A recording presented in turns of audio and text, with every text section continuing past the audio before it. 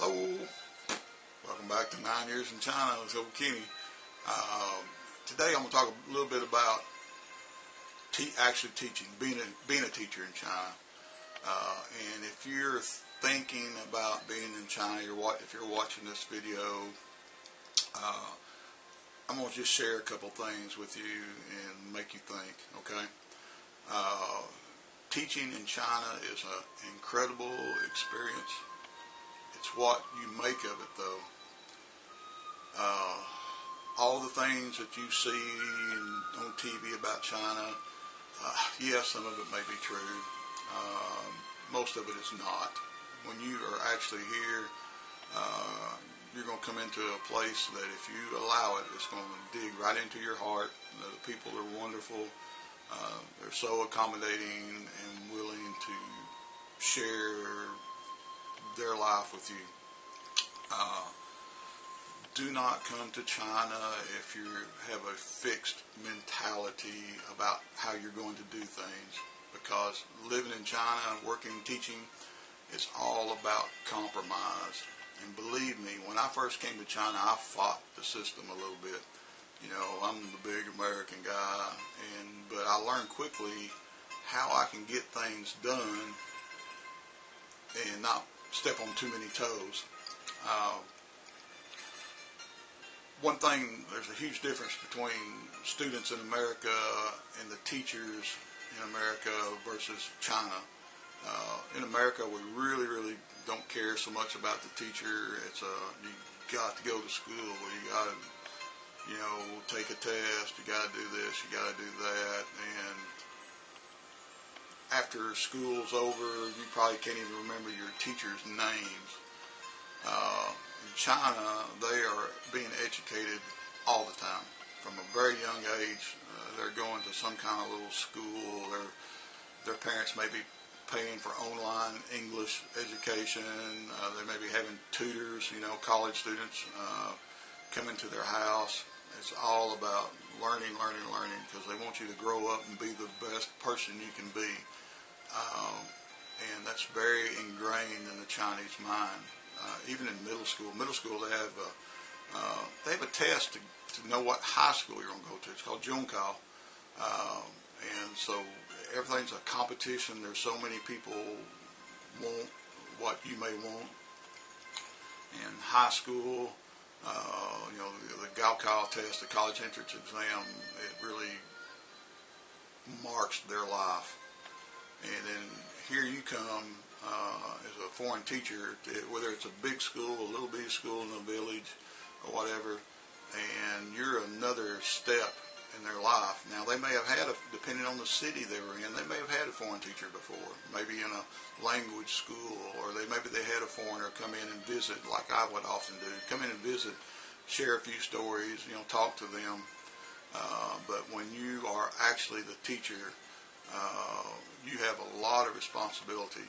And if you have a fixed mentality about how you're going to change the world, you're probably not going to fit in too good. Now, you got to be strong with your ideas, but you got to work within the system. For one thing, in some classes, there's an element of entertainment. You got to hold their attention. And some people can do that really well. Some people cannot. I'm really good at making just facial things and holding their attention. But the idea is, let them pay attention to what you're trying to teach. They have to buy what you're selling, or you're never going to get inside their head. They're never going to learn anything. It is what it is. They need to buy what they're selling. And they need to know that you have an investment with them. So you're going to have to be really successful, you're going to have to give a part of your heart to those students. And one thing I've always told my students that were going to be teachers, I said, you have to teach with love. Now, it can be tough love, but you got to teach with love. And so later on, after I've went to other cities, my students all of a sudden would become teachers, and they say, "Teacher, I'm trying to teach just like you." And that's the biggest compliment you can ever have, is that you pass down something to your students that they carry on to their students. So bonding with the students, whatever, make sure attend English activities. Remember, they're going to school often to 9 or 10 o'clock at night. Now, most of the colleges I've taught at, I think the last class was over at 9 or 9:30 in the evening. So these kids wake up, they go to school, they get a little break in the afternoon, and they're back at it.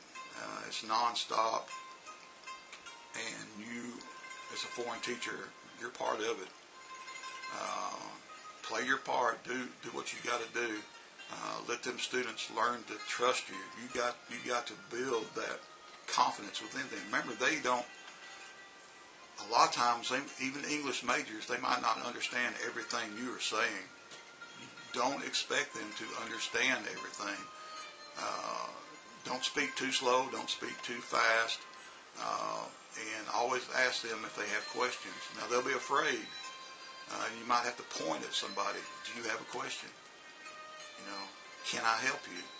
And I would often teach in groups, little groups of 5 or 6 people around the room, and we'd have a topic, and I would go around and sit with them, and just by sitting with them and playing with them, they'll start asking questions. But remember, even though they may be English students, don't expect their vocabulary to be gigantic. Even if they say, well, I passed TEM 6, which is an 8,000 word vocabulary, don't expect them that they remembered 8,000 words. Okay? But being a teacher in China is worth it. But you're going to give something of yourself while you're there. That's what's going to make it worth it.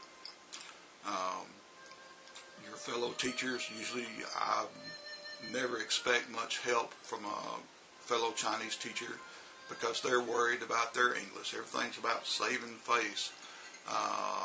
So unless they kind of volunteer or I talk to them in the hall and get them talking, you may not have a lot of interaction with your colleagues. So your students are often the family, the people you bond with, the people you go out to dinner with, if you're a college student.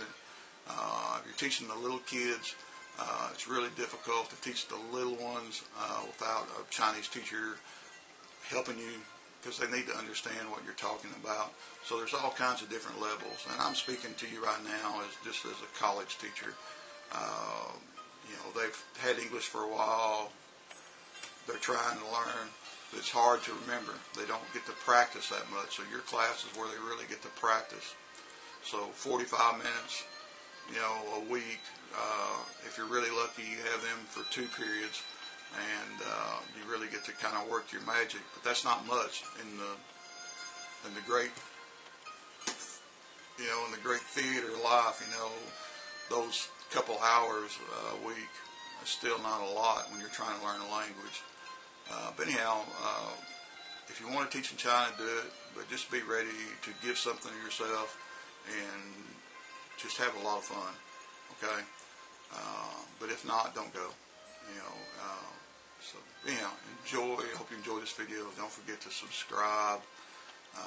And I'll see you soon with another story. Okay? Bye-bye.